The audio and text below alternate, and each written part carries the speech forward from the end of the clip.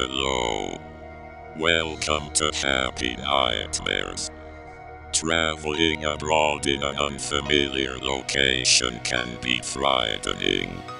If one is not acquainted with their surroundings, the door is opened for unfortunate consequences. In this tale, a man gripped by confusion and absent memories struggles to find answers before it's too late. We hope you enjoy the change.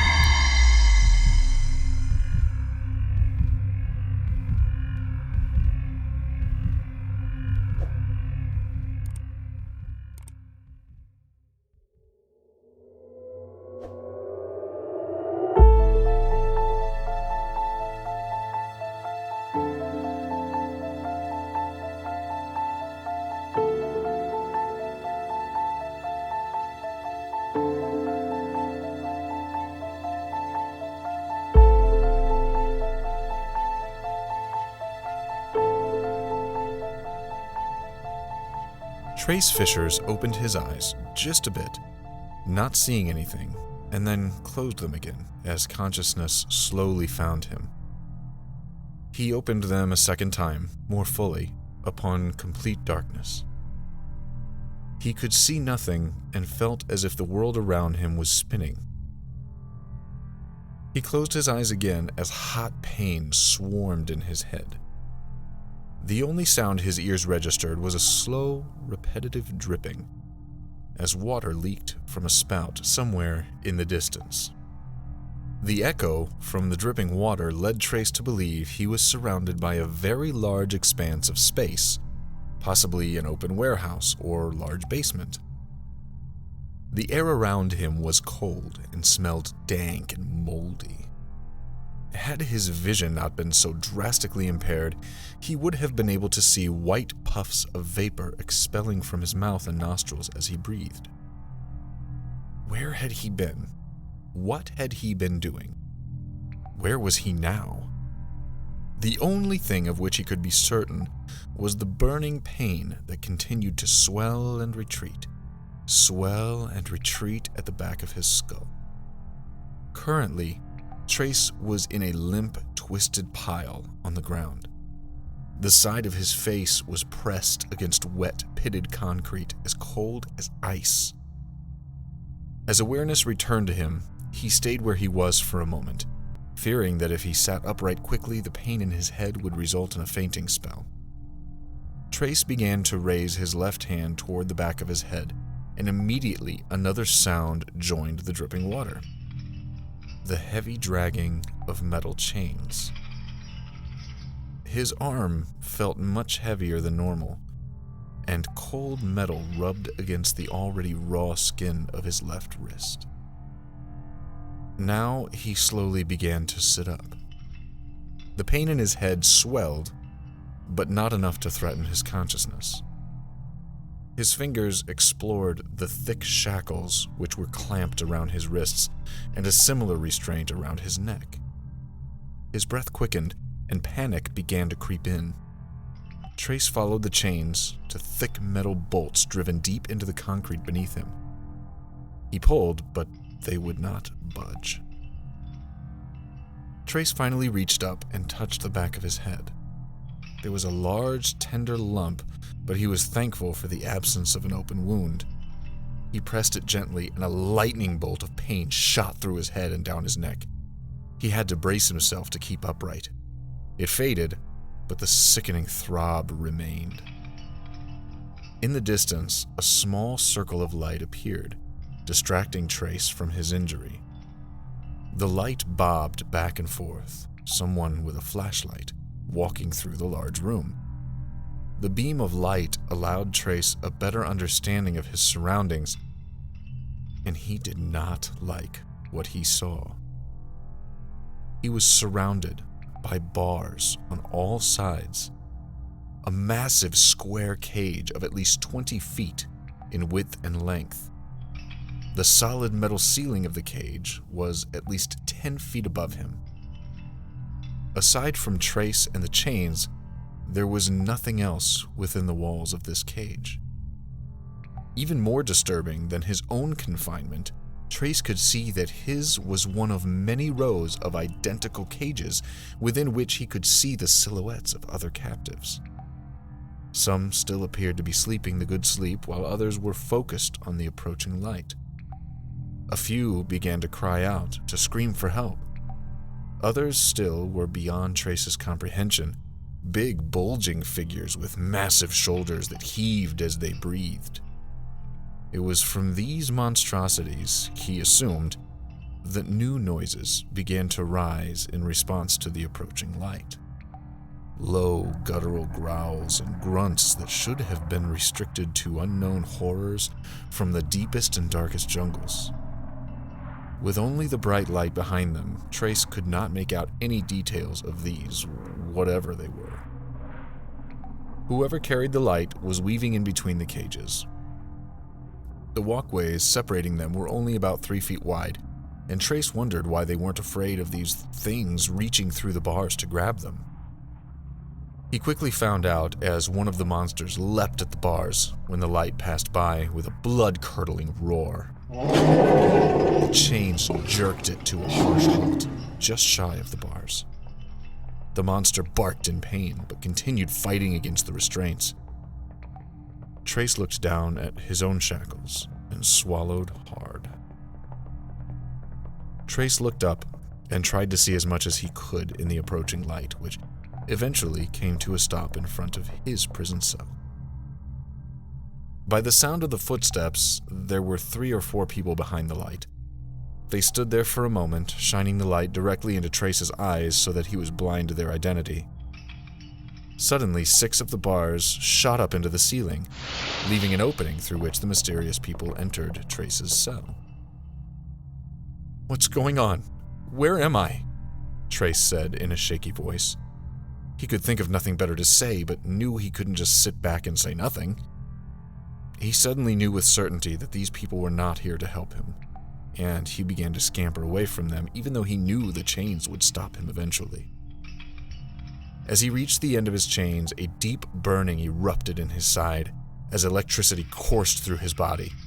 Blue light flashed and danced from the taser that had been pressed against his ribs. Trace involuntarily bit into his tongue and felt warm blood flow into his mouth. When the taser was finally pulled away, Trace was left twitching and jerking on the floor, a line of blood running from the corner of his mouth. The light was still shining into his face as he felt someone grab his right arm and pull it straight. The light moved then, focusing on his arm, and when it did, Trace was able to get his first look at the men or women who were assaulting him. They were dressed in white suits, which mostly covered their faces with the exception of a small, clear window near their eyes. The reflection of the light made it impossible to see beyond the clear film. Unable to fight back, Trace watched as one of them raised a massive syringe with a ridiculously long needle emerging from the end of it. Liquid spurted from the end, and then it was driven deep into the inner crook of Trace's elbow. The pain was horrible, and Trace cried out. He wanted to look away, but forced himself to look at his arm. There were at least 3 more circles in the crook of his arm, which appeared to be previous points of injection. From these holes, thick black lines slithered outward up and down his arm and around the sides. These lines moved. At first, Trace thought it might be a trick of his mind from the electric shock or something, but the more he looked, the more certain he became. They wriggled back and forth like leeches or worms burrowed just underneath his skin. Now he could feel them, and if he had been handed a hacksaw at that moment, it would have taken very little for him to begin removing that arm, just to stop that horrible sensation. The needle was suddenly ripped from his arm. He was given no bandage or first aid of any kind, and without a word, the people in the white suits turned and left the cage. Blood trickled from the wound, but Trace quickly lost sight of it. As the only light in the room moved quickly away from him, the 6 bars ground back into place more slowly than they had opened, and once again, he was plunged into darkness. Trace watched them walk away through the maze of cages, and when the light finally disappeared, a voice spoke from the darkness nearby. "Won't be long now," the voice said. Trace noted that the voice sounded defeated and old, like a weathered man who had been through hell only to find himself back where he started.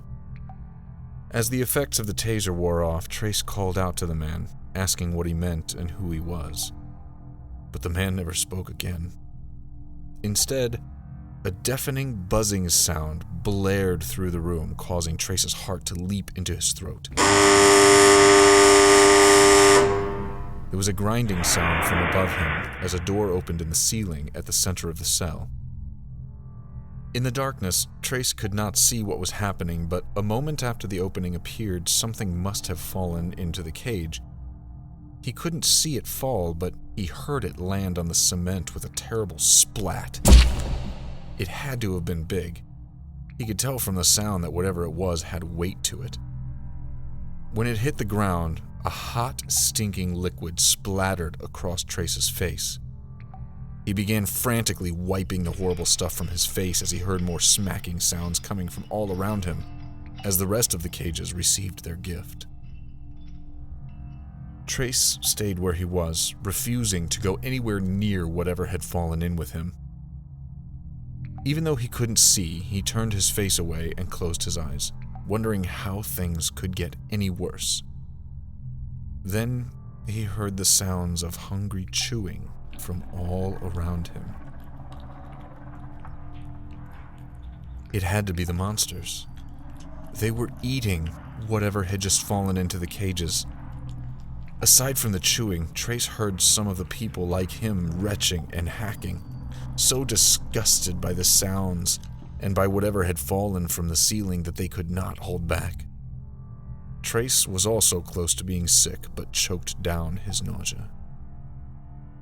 Hope left him then.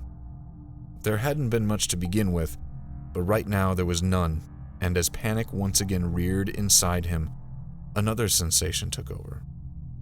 It felt like his insides were moving. At first, it seemed as if his stomach were just rumbling, like when he was starving, but then it continued to increase. It literally felt as if his internal organs were switching places, rearranging themselves. Trace clutched his stomach and fell to the ground. He waited for it to pass, but it didn't. It got worse, and for the first time, Trace thought he might die, right here on the dirty cement floor of this cell. Visions of Trace's life were then forced into his mind, as if whatever drug he had been injected with somehow required the victim to see what he would be losing before he plunged toward the white light. He remembered his wife and children. He remembered kissing them goodbye. He saw himself boarding an airplane and flying across the ocean to Germany with his coworkers for a conference. Tears began streaming involuntarily from Trace's eyes. He was screaming in pain, trying to fight it off, but remaining unsuccessful. The visions continued as he saw the penthouse view from his high-rise hotel. He saw the dark back alley where their directions had taken them, and remembered the confusion they had all shared, wondering if they had made a wrong turn. Then everything went black, and the mental slideshow ended. They were here. His fellow employees, some of which he truly thought of as friends, they were in cages around him somewhere. He wanted to call out to them, to make some connection before they all left this world. He opened his mouth, but what came from within him were not words, but a savage roar that shook the bars of his cage and terrified him to his very core. Trace forced his memory to recall the image of his wife and children. He repeated their names over and over inside his head. He pulled at the chains, thrashed against them as his face contorted and his bones cracked and split into new shapes. Then the image of his family was gone. along with their names. His thoughts contained only mindless, primal madness. The thrashing stopped. The roaring ceased. Low, heavy breathing rumbled through the room. Trace Fishers now ceased to exist, and in his place sat a large beast, shackled in a dark cell. Its massive chest heaved up and down, and its nostrils flared as it smelled the sweet meat lying on the floor just a couple of feet away from it. Long, sharp teeth gnashed within a long, wrinkled snout. It snapped them together twice in anticipation, and then shifted its immense weight over to the small corpse of a young calf, which had been recently skinned. With a ferocity that would have once frightened a man named Trace Fishers, the creature began to eat.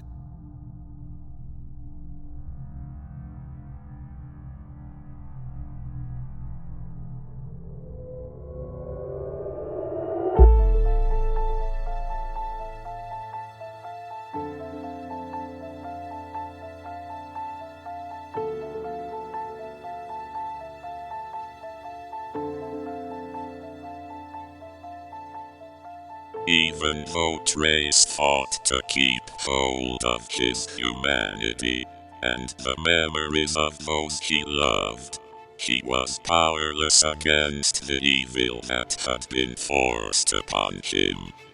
Lucky for us, the chains that weigh us down each day can find a different ending. One of freedom and redemption. We hope you enjoyed The Change. Thank you so much for listening. Come back soon, and, as always, happy nightmares.